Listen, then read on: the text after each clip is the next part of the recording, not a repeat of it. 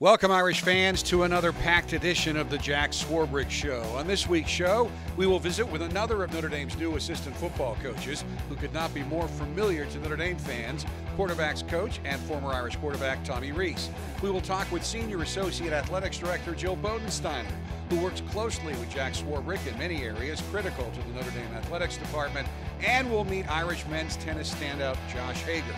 First, I have the privilege of introducing your hosts, Notre Dame Vice President and Director of Athletics Jack Swarbrick, and Notre Dame softball pitching ace Rachel Nasland. Now, Jack, as you'll know, Rachel missed last week's show to travel to California with the Irish team, and she and the team had a pretty good weekend out on the West Coast. Rachel started and pitched 4 1/3 innings of Notre Dame's win over number 11 Georgia.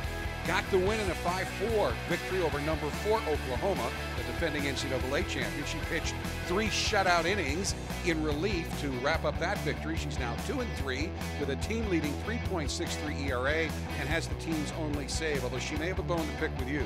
The Irish are 6-8, in part because they have already played 9 ranked teams, 7 ranked in the top 15, and their 3 victories over top 15 teams leads the ACC in that category right now. Hey, I don't do the scheduling.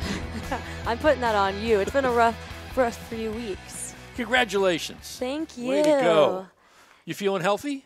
Yeah, I'm feeling pretty good. This is the best I've been feeling. It's been weird because this is the best I've felt at the beginning of the season, and yet this is the most losses we've had at the beginning of the season. So it's been a little. Well, we talked about it. You guys gave yourself one heck of a challenge to start the year. We did, and I think we're going to be better for it.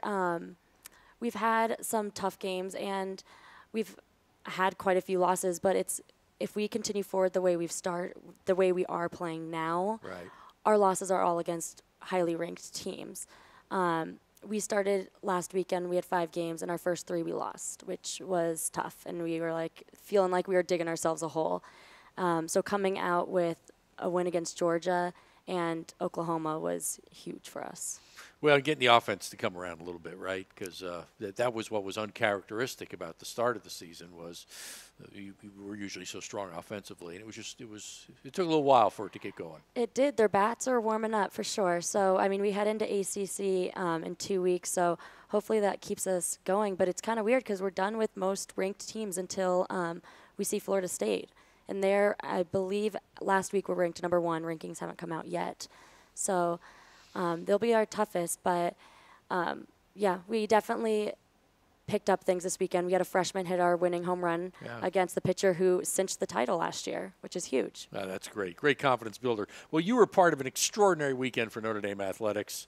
So we had the women's basketball team beat Florida State to capture, once again, the ACC regular season crown. Big win for the men's basketball team against Georgia Tech, which further positions them for postseason.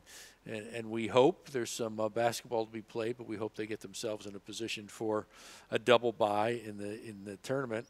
Hockey team got themselves in a position for a first week bye in the Hockey East tournament with a really important win against Boston University, a split of that series after a split with Providence the week before. So they got great momentum. And 2 great lacrosse victories. Women went and beat Duke by 1 goal at Duke. Saw that. And the men, I've never seen a shot differential like they had. They beat Michigan, and I think it was 49-18 or something in shot differential. It was a great match. So a marvelous weekend. There was tennis and track and field and all kinds of great things. The ACC swimming tournaments. Wish we had more time, but we'll just have to cite them that way because we got great guests on this show, so let's get at it. We'll be back in a minute.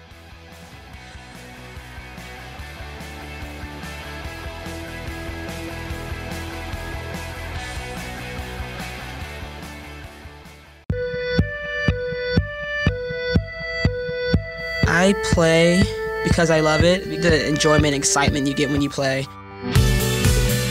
Whenever we go out and play a home game, I know to expect at least 8,000 people. It really just pumps me up. It's an unreal feeling just knowing that everyone's there to watch you do what you love.